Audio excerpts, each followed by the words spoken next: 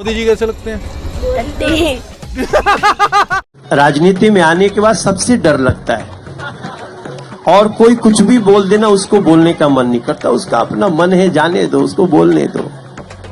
और क्योंकि किसी को बार बार हम जबान से नहीं उसको जवाब देना चाहते हैं, अपने काम से जवाब देंगे। समय के साथ उनका हमारे प्रति सोच बदलेगा। हमको लगता था हम ही लोगों को नेता लोग से डर लगता है, आपको भी लगता है ये नई बात नहीं? ये 2014 के पहले और 2014 के बाद की कहानी है। ये सच्चाई वही कह रहे हैं।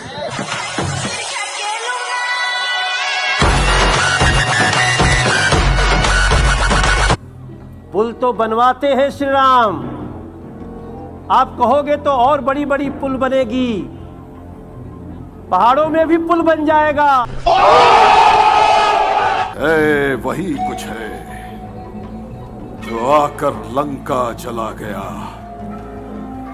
क्या कहूं तोड़कर दिल्ली को, धोखे से पंछी चला गया। एक सेकेंड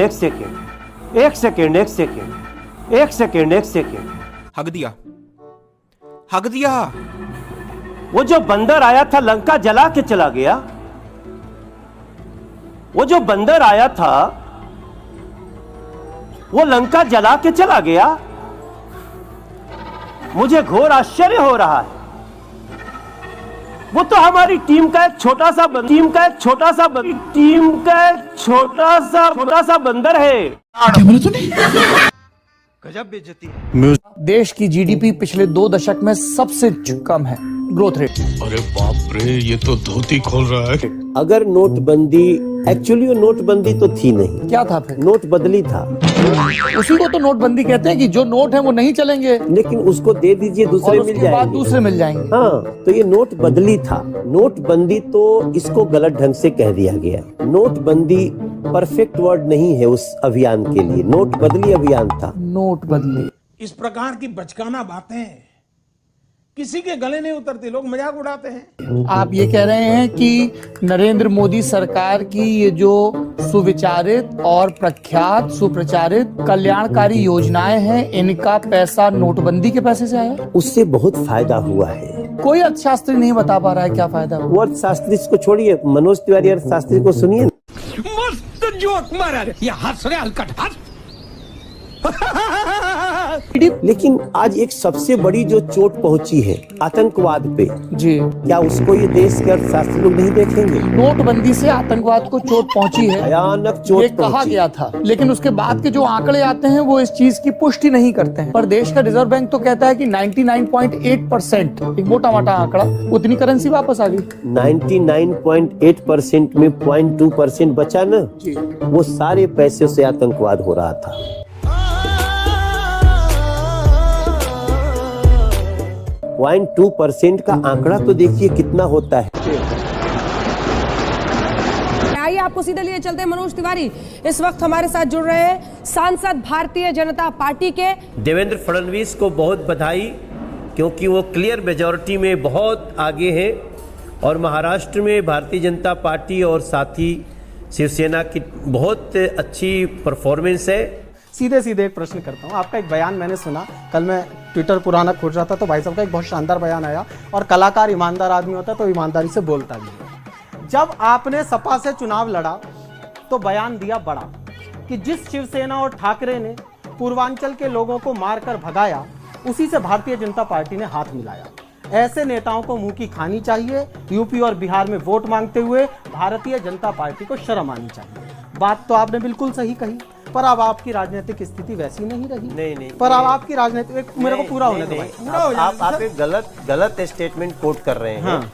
ये मेरा स्टेटमेंट है ही नहीं। कहाँ दिया मैंने? वीडियो है भाई साहब मेरे पास। वीडियो दिखाइए, अभी दिखाई दो, अभी दिखाई लो जी, चलवा दो भाई। अनर्गल तो बोलते नहीं भाई साहब। नहीं, हमें देखना है। नेता कई बात भूल जाते हैं। गलत जो भूल जाते हैं वही नेता बनते हैं।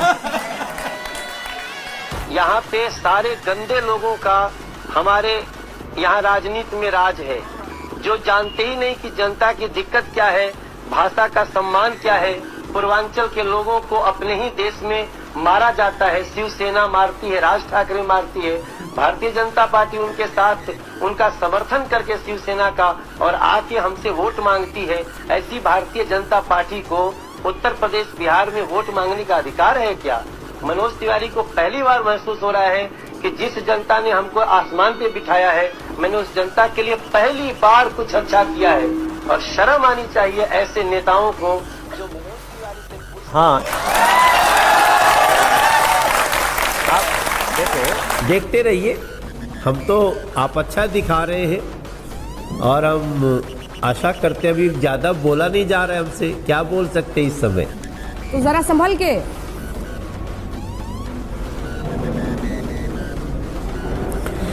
नहीं, बिल्कुल हम संभल के ही हैं और अभी तो कुछ भी कहना जल्दीबाजी होगी अंजना जी। चूंकि हर मिजाज के हिसाब से अपने गाने जरूर तैयार रखते हैं आप, चाहे दुख का विषय हो, बहुत खुशी की बात हो या खुद को ढांढस बंधाना हो, तो मैं चाहूंगी कि जरूर 4 लाइनें अभी जो ये पसोपेश की स्थिति है भारतीय जनता पार्टी के लिए, उसके लिए क्या सुनाएंगे दर्शकों को आप?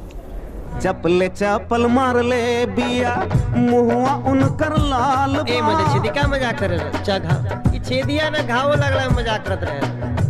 घाव तनिका लागल बाटे, गाल थोड़ा लाल बा, गाल थोड़ा लाल बा, दादी से बताए दीहा मंगरुआ बीमार बा, दादी से बताए दीहा मंगरुआ बीमार बा। ज्यादा बोला नहीं जा रहा है हमसे, क्या बोल सकते इस समय? दीदी को पश्चिम बंगाल में 60 से ज्यादा सीट नहीं मिलेगी।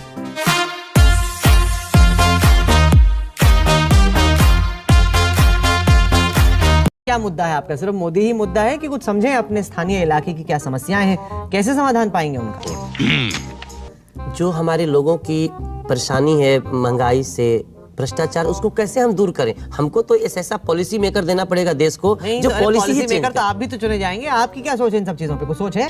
अरे बाप रे, ये तो धोती खोल रहा है। नहीं, क्या सोच है आपकी? ये सच्चाई है। महंगाई का समाधान क्या है? सीधा सवाल जवाब। महंगाई का समाधान हमारी पार्टी के पास है। मोदी जी के पास प्लान है, दिल्ली का बहुत बड़ा प्लान है। क्या प्लान है, आपने देखा है? जी देखा नहीं है लेकिन मुझे पता है।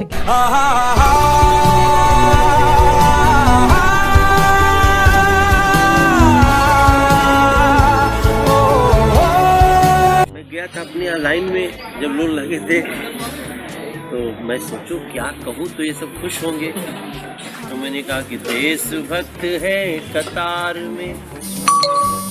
हम सब सीरियस, सब मुस्कुराने लगे। हाँ। देशभक्त है कतार में, लगी है भारी भीड़, तकलीफों से सज रही भारत की तस्वीर। बोले हम लोग लगे रहेंगे 30 तारीख। ये एग्जिट पोल 11 तारीख को पूरी तरह हो जाएंगे फेल। बीजेपी 48 से ज्यादा सीटों के साथ इस बार दिल्ली में सरकार बनाने जा रही है। इतना करता हूं, मैंने ट्वीट किया है, उसको संभाल के रखे सब लोग। हमें 11 को बात करेंगे और प्लीज मेरी प्रार्थना है कि अभी से ईवीएम को दोष देने का माहौल न बनाएं कि ऐसा होना था तो ऐसा कैसे हो गया। ईवीएम को दोष देने वाले सारे वीर बहादुर कृपया ये ध्यान से सुन ले, ये एग्जिट पोल बिल्कुल फेल होंगे। बीजेपी दिल्ली में 48 प्लस सीटों के साथ सरकार बनाएगी। अब तो कभी कभी ऐसा होता है कि जब आपके हिसाब से आपके पक्ष में निर्णय नहीं हो तो मन निराश भी होता है, लेकिन यही धैर्य का समय होता है। और ये एग्जिट पोल 11 तारीख को पूरी तरह हो जाएंगे फेल। और जो मजाक बना रहे हैं ना, उनका मजाक दिल्ली बनाएगी।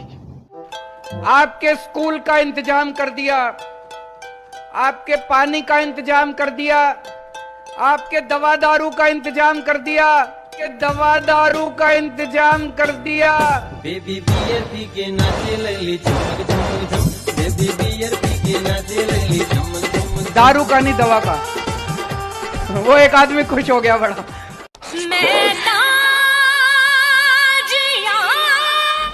झूठा राजनीतिक मतलब अरविंद केजरीवाल।